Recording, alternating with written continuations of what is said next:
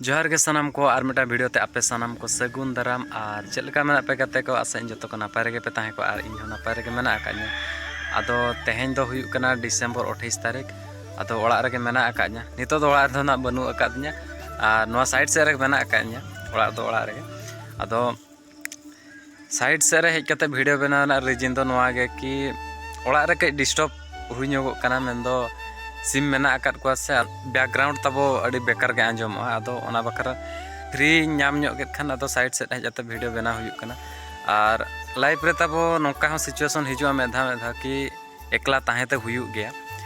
और ठीक उनका के तेहेन इन एकला ताहे हुई कादन्या मेंदो ओकोय हो ओड़ा रे बनु आकाद को और इन सुमुंग गे आदो गोड़म बुढ़ी गोड़म हाड़ाम और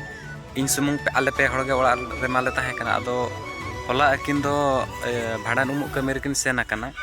आदो होला खन बकिन हेज आकाना और गोड़म हाड़ाम ना पाले बारपे दिन हाय ताहे ᱧᱚᱜᱚᱜᱼᱟ चेदा से माझी मोड़े हड़ा को दायित्व रे मेना आकादे और बुढ़िया दो ना पाले तेहेन को सेट गना रुवाड़ा आदो बाना हड़ की सेन आकाना बकिन रुवाड़ा काना इन सुमुंग ओड़ा रे और इन सुमुंग मेना आकादन्या माने ओड़ा ना जतो किछि कमी मा पड़ावइन कान गे हुयुक कान गे आ चेत बो चिकाया कमी मा हुयुक गया आदो एकला मेना आकादन्या होला खन और नितो उतर इन हो नितो टाइम हुयुक कना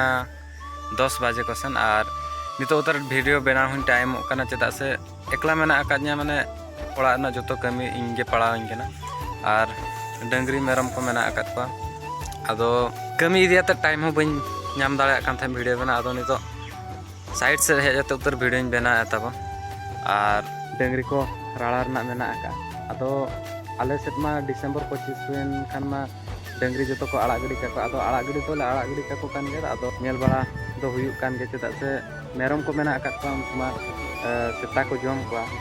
और नोते सिस्टम का सेता को दाड़ाना आदो ओना प्रति के नेल बड़ा हुयुक काना आदो जखन इन एकलाइन ताहे को आदो दाका उतु ते तो बाय पड़ावኛ होला माराय होड़ गे हेजते कुली किने मितिन कना एकला गे मेना मा होय मेने आदो मिते के दाका को आलम चोदाय मेने एक मिद होड़ लगी तिरेम चोदाय इनहाኝ गुटोमा आदो होला को गुटोआnya और ओना को तगिन जम बड़ा केतिन जपित के और तेहेन दो चोंदा बड़ा ᱧᱚᱜ के आदो जेहेतु बुढ़ी आना हिजुआ से आदो बार होड़ गदो आलिन हा एनखान चोंदा केत गी आदो जतो कमी को चाबा बड़ा गोटा का खाली नितो दाका जम बाकी मेना आका और दाका जम कते डंगरी ना बन आड़ा आकाद को और नितो आले सन मा डिसेंबर 25 हुएन खान जतो गुपी बंद इन हेलो खन दो जतो डंगरी को आड़ा गड़ी का जे जहार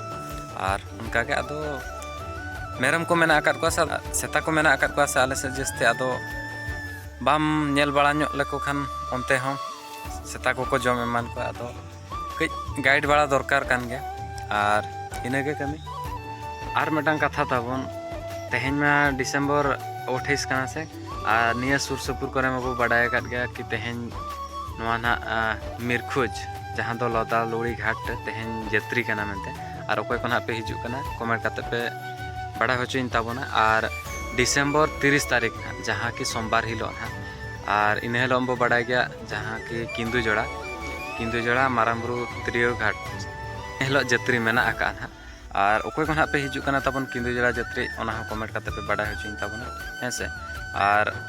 जहाँ को बापे हेज कना और निहाती हिजु ताबन पे और नेल इदी पे ताबन आले सदा दिसम को तो तेहना वीडियो तो किछि निका धरा ताहे कना और वीडियो बिस्ती बाबो जिलिnya nyapam bo और मेटाम वीडियो ते तेहना वीडियो ओका बन कुसिया कमेंट करते बो बड़ा होचिन ताबना और नुआ चैनल रे ओकोय को नावा गे बन हेज अकना चैनल सब्सक्राइब तो आलो बन हिड़िया चैनल सब्सक्राइब तारा का और ठीक है तबे nyapam बो नेक्स्ट ब्लॉग वीडियो ते मा तबे खान इन पास्टा से खन जतो को जोहार गे।